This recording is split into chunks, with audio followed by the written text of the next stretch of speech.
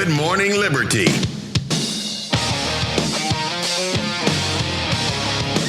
Well, what is up, all of our liberty-loving friends? This is another fantastic episode of Good Morning Liberty. My name is Nate Thurston. Across from me is no one. Charlie is not here today. He will be back tomorrow. Thank you for coming and hanging out. Thank you to the Fed Haters Club.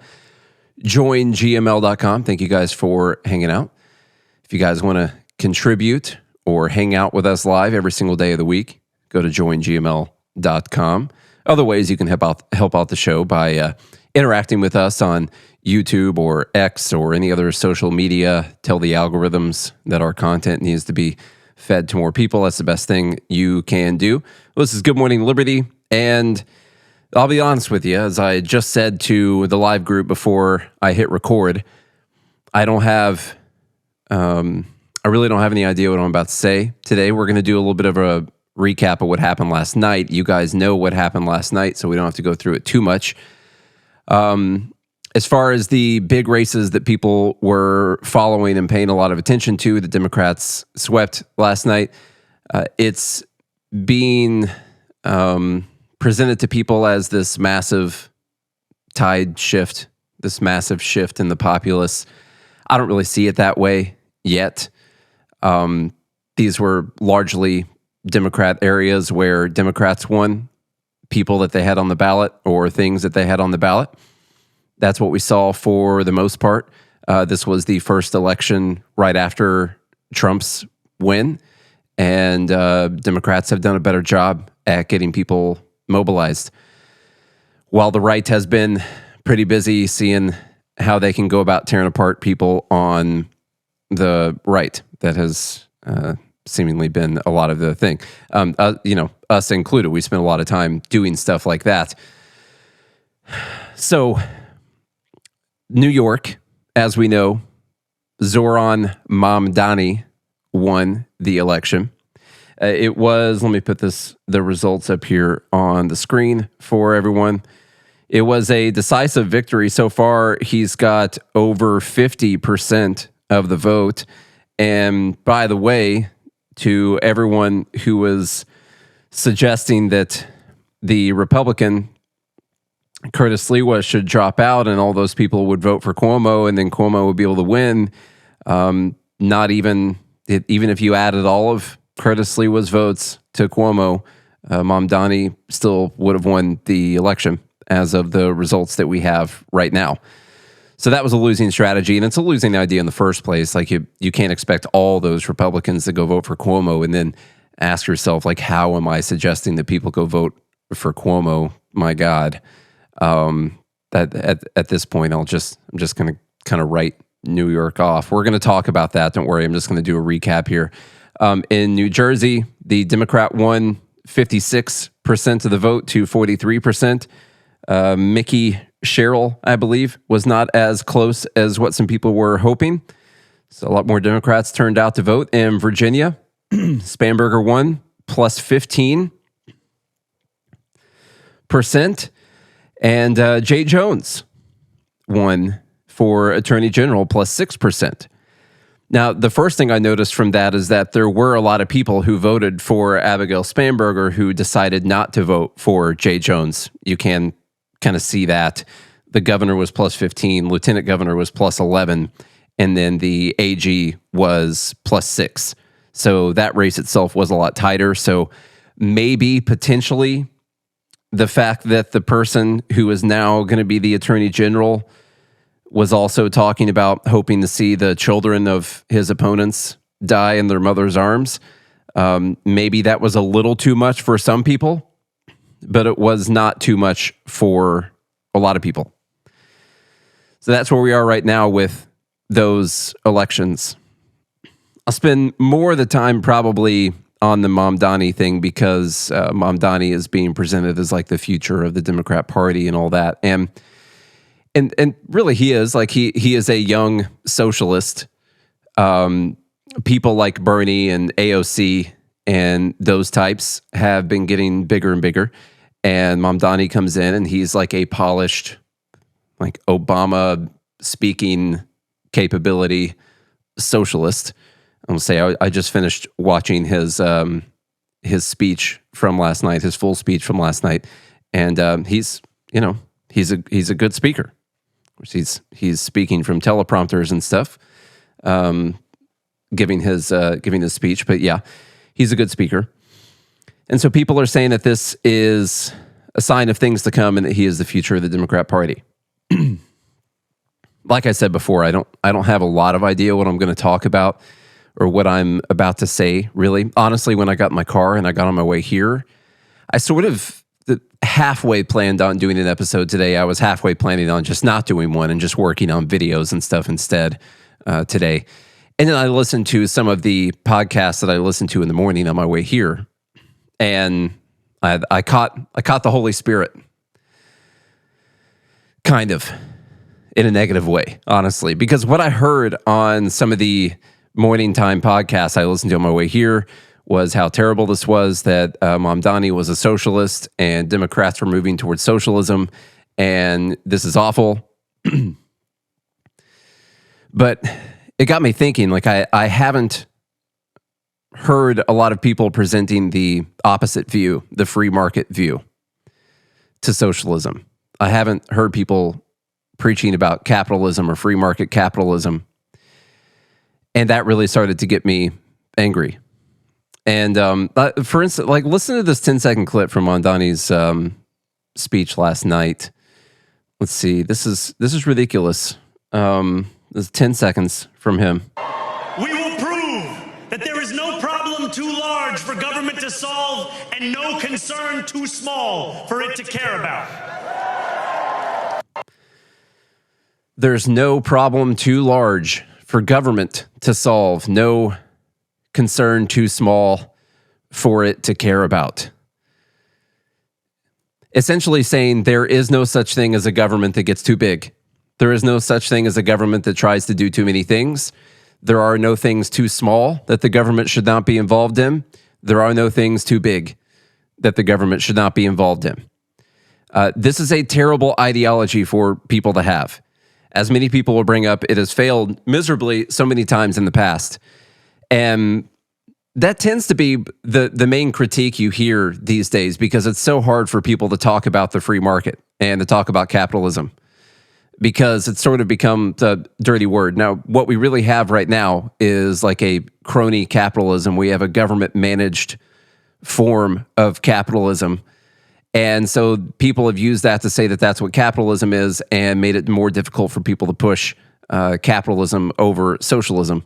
And the people who are preaching that the government should take care of all of your problems have been slowly winning the argument, especially with young people. And it sort of makes you worried about the future as more and more young people, as you see polls come out from colleges and all that, showing that they are just fine with socialism. I don't like that. I had a couple posts about it this morning. I'm going to get into a couple of my posts about it this morning, but there does need to be like an alternative to this. And as I'll read later in my post, I'll let you know beforehand if you didn't see my post earlier. The alternative to someone who wants total socialist government control is not, we should have socialism light, or we should do socialist things when it sounds like the easiest thing to do. You're no longer presenting the opposite view of these people's socialism. You're saying, I believe the government has total control over everything. I just don't want to use it all the time. That would be ridiculous. But I do believe the government should have control over everything. Just the things that I decide it should have control over today, because that'll be good for my voters. And that's essentially what we've been hearing from the bulk of Republicans for quite some time now.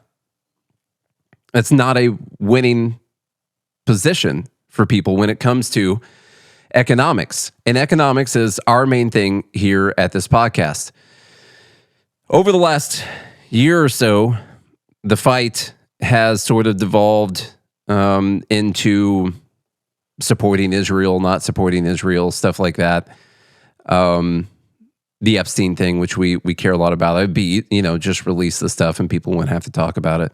That'd be good. Culture war things, wokeism, which it is important to fight back against those kind of things when they are in institutions and being controlled top down and taxpayer money is being used on them. Like, it's important to fight those things at that point. Not so much on economics, not so much on a fight actually against socialism and collectivism. And that's something that we need to focus more on. That's something that I need to focus more on. It's more difficult to focus on those things because there's really no one that is close to exercising any kind of power to go in the proper direction on those. So you're sort of left with like lesser of two evils at all times, and you end up fighting with everyone when you're pushing for a free market or pushing for capitalism. It's sort of a lonely game to be talking about those things. There are some people who have ideas for what Republicans need to move towards, and then I'll give you the couple posts that I sent out about this. First off is a funny one. This one's just for fun. Here's one thing that we could have. This is Lindsey Graham. I just thought this clip was really funny. Let me see if I start it in the right spot. He thinks Republicans are doing great. He thinks Republicans are in a great position. I also think he was very drunk while he was giving this speech. So I just want to say, I feel good about the Republican Party. I feel good about where we're going as a nation. We're killing all the right people and we're cutting your taxes. That is a future that we can all get behind. That's really going to inspire the people. Those young people are having a tough time paying their bills and all that. That's, Republican Party, they do have a point. They are killing the right people and cutting taxes. That is great. It's just, like I said, that was for fun. I don't think Lindsey Graham's getting a big movement behind them. To be honest with you, this is a funny clip from Lindsey Graham. He kind of tells a couple jokes, sort of at Donald Trump's expense. It was actually pretty funny. I laughed when I listened to it. He said something like, I think Donald Trump's a great president. If you don't believe me, just ask him. It's pretty good stuff. Here's Vivek Ramaswamy giving his 36 seconds of what Republicans need to focus on. We got our asses handed to us in New Jersey, Virginia, and New York City. Democrats swept all three. There's two key lessons for Republicans. Listen carefully. Number one, our side needs to focus on affordability. Make the American dream affordable. Bring down costs, electric costs, grocery costs, healthcare costs, and housing costs, and lay out how we're going to do it. And number two, cut out the identity politics. It doesn't suit Republicans. It's not for us. That's the woke left's game, not ours. We don't care about the color of your skin or your religion. We care about the content of your character. That's who we are. So he is right that affordability is like the main thing that people care about. Like, at the end of the day, what do people really vote for? I was thinking about this the other day. What is it that really moves people to vote for something? And most of the time it's going to be, I think that my life will get better if this person wins this election. Or it could be based on fear. Like, I think my life will get immensely worse if this other person wins. And so I'm going to vote for this person. Essentially, at the end of the day, it's to have the best life that you think you possibly can, and then you're presented with these options, and that's what you vote for. So he says that they need to focus on lowering costs for people, and that should be a big part of it. The big hurdle there is going to be, how are you going to lower the cost for people? Vivek's a big proponent of cutting a lot of regulations, and Trump has put people in the administration that are cutting regulations from different bureaucratic agencies. It's really difficult for people to see that, though. Like, what do people really like? They like that direct representation that here's how I'm going to lower your costs. Like, take Obamacare as an example. Obamacare does nothing to lower the cost of health insurance, and it does nothing to lower the cost of health care itself. The only thing Obamacare does is it takes whatever the company is charging for the health insurance, and then it puts a cap on how much you're going to pay for it. It uses taxpayer money, some of that's yours also, to hide the rest of the cost from the people.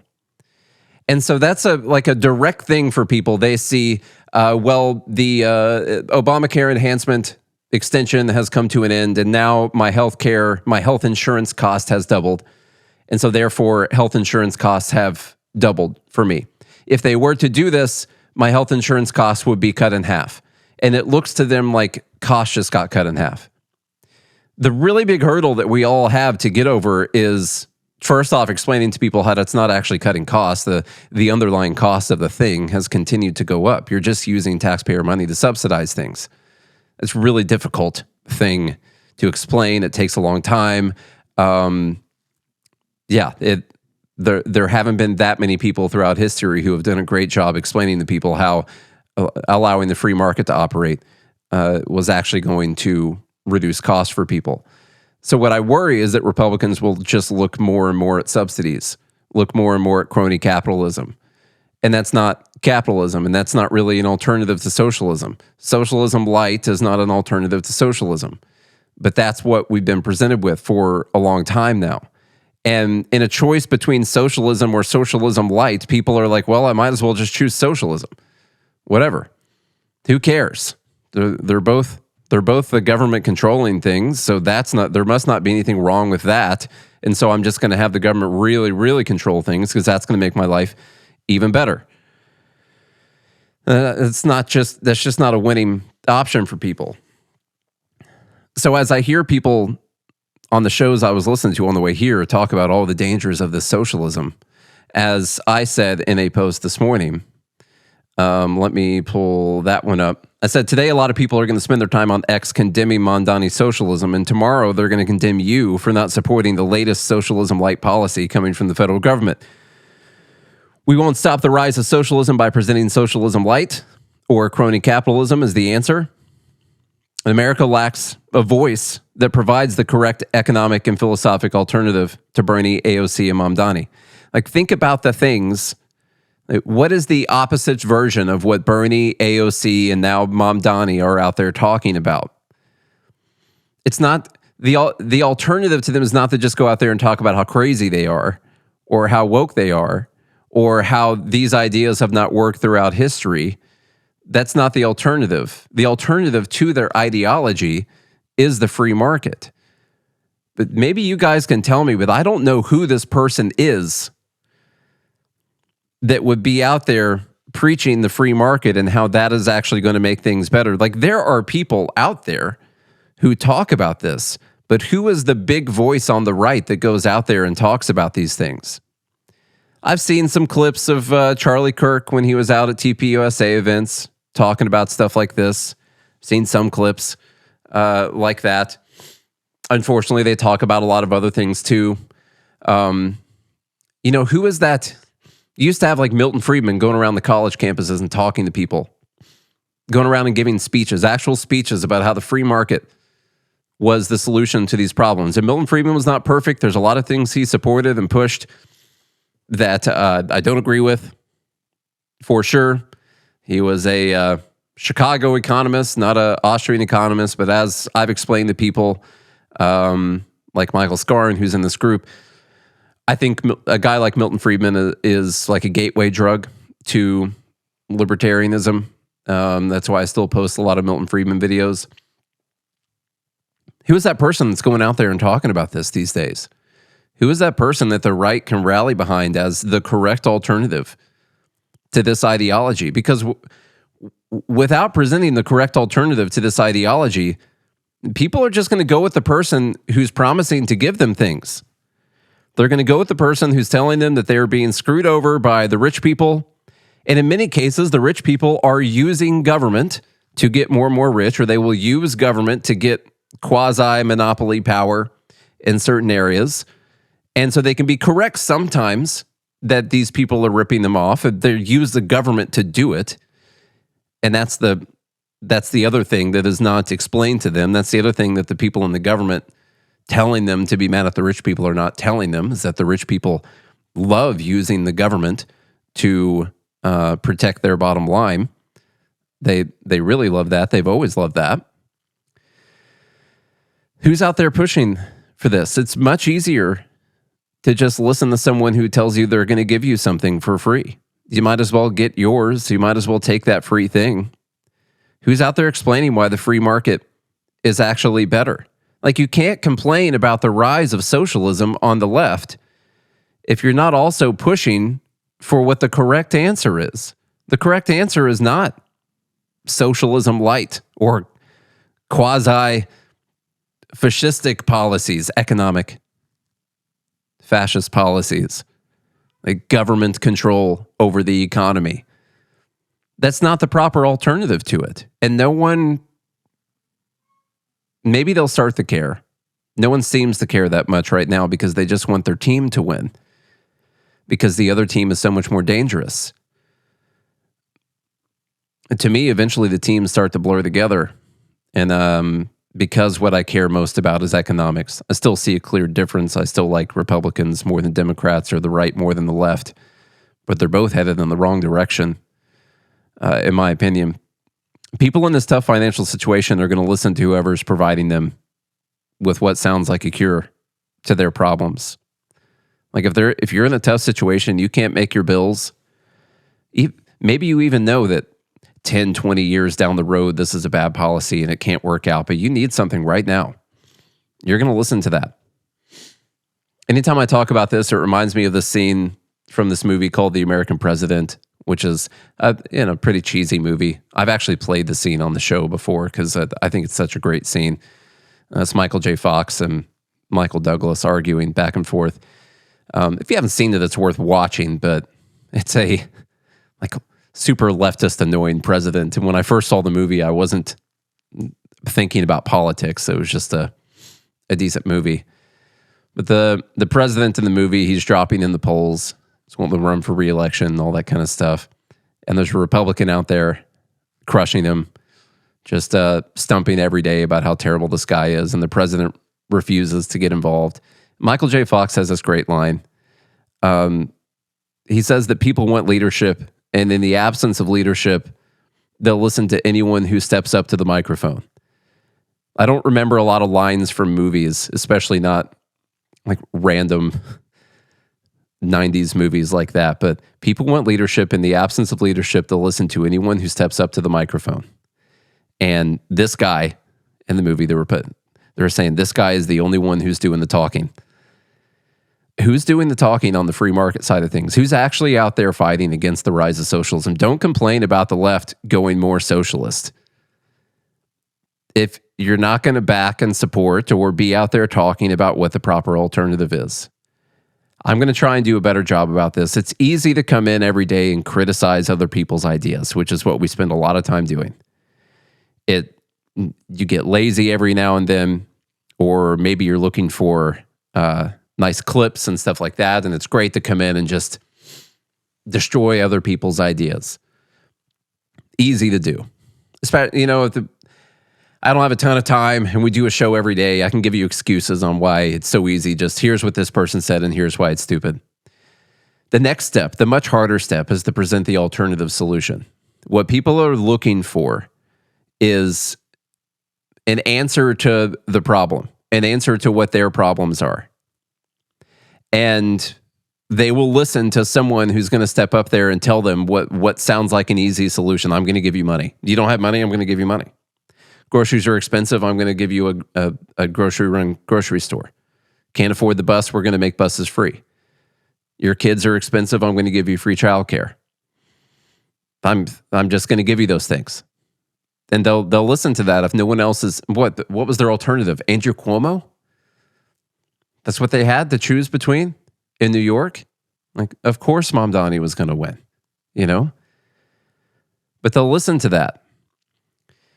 The much harder thing is to tell them what the alternative solution is. And the tough thing for people who push the free market and individualism, free market capitalism, is to explain how it's going to make their lives better. Because the free market is not controlled by anyone.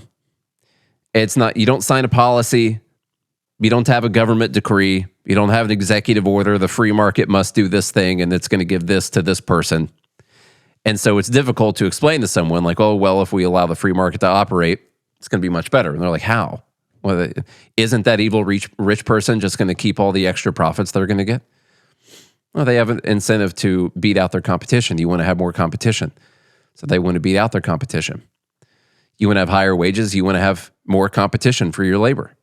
You want to have people have to offer you more money because they need you and they have to get you from that other person who you're working for right now. You want more competition, which means you want less regulation. You want less government involvement. You want less expenses placed over the top of people who are trying to create things in our economy. You want those things. You don't want to subsidize products for people. It doesn't stop the cost of those things from going up. Actually, it provides more demand for those things and sends a signal that people will pay anything for those because it's the government that's paying for it. It's going to cause the price of those things to actually go up.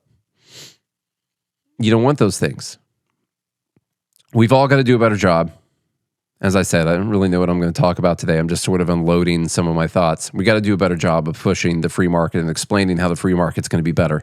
And as Costco said in the group, some of that starts with, we don't have a free market right now.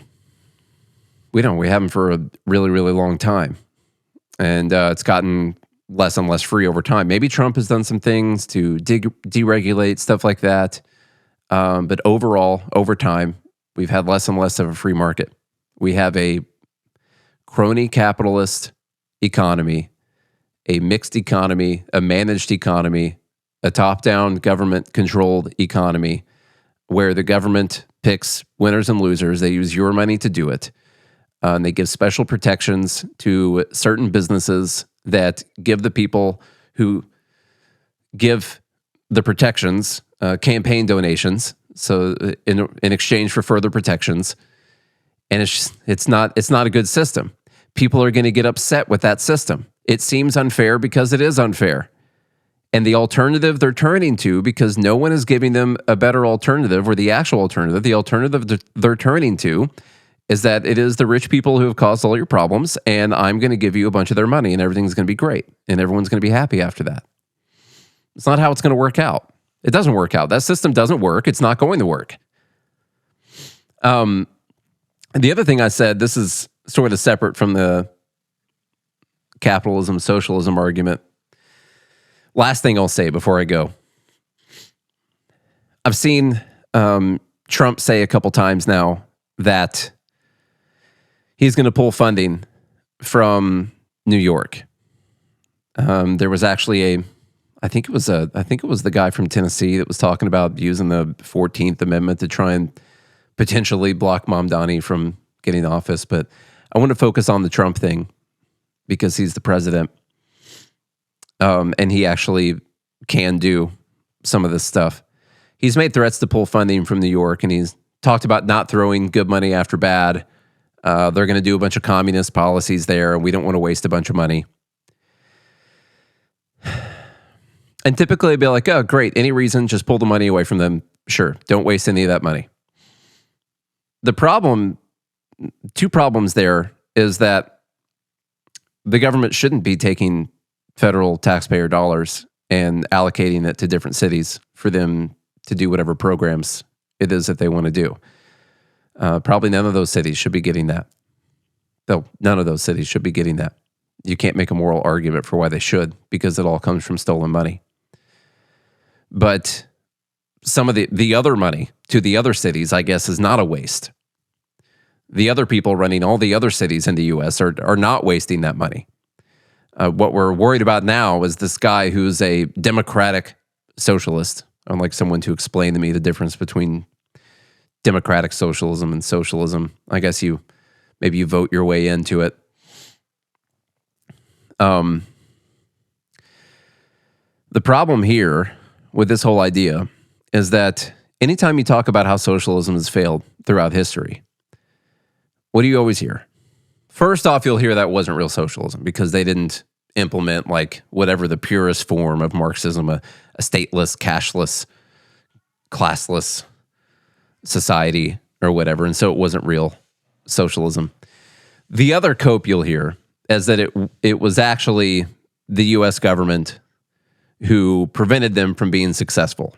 You hear this with Venezuela or Cuba, many other countries. You'll hear that it was actually because of these actions that these people took. And if it weren't for that, then yeah, this probably would have been a successful country if it weren't for that. So we need to try it again, and they need to have no interference. And what I don't want to happen here is for Mamdani to take over, try to implement a bunch of his ridiculous policies. Trump pulls some kind of funding away from the city. And at the same time, the rich people leave. They lose a bunch of their tax base. They don't have the actual money to fund the programs they want to do. And those actual things get worse and worse over time. Crime skyrockets, stuff like that. All the terrible things that are likely to happen in New York, regardless.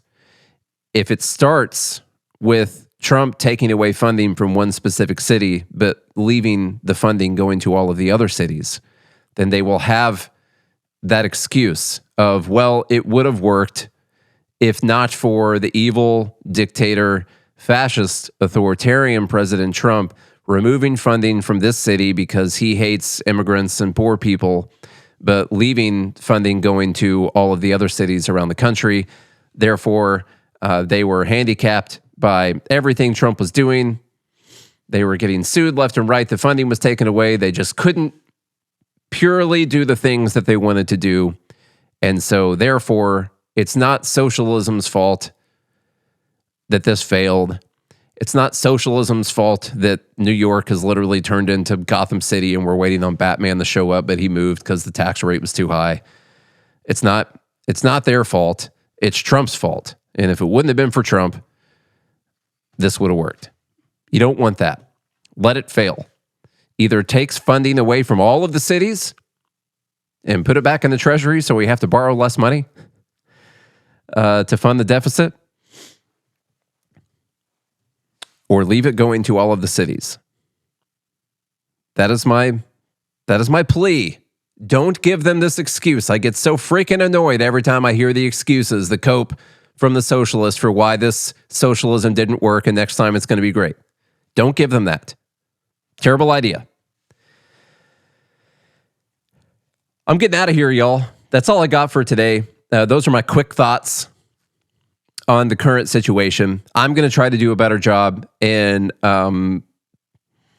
giving solutions, not just the direction, not just why this is stupid, but what could actually happen in the free market to solve the problem. We all need to do a better job. I hope you guys do a better job doing that as well.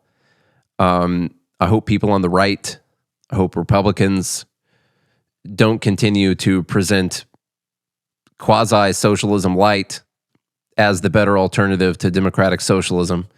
That is not a winning recipe. It's not a winning theory. We're just going to end up with socialism after that. And so that is my plea for you guys today. If you enjoyed today's episode, tell a friend, the family member, and the children they need to listen to Good Morning Liberty every single day of the week when they want to. Hit follow, subscribe, leave a rating and review. Leave a comment on one of our social media pages or on the YouTube video. Hit like, hit the bell, hit the subscribe, hit all those things. If you do all the stuff I just said, and I mean every single one of them, I'll be back here again tomorrow with Charlie. Until then, have a good day and a good morning, Liberty.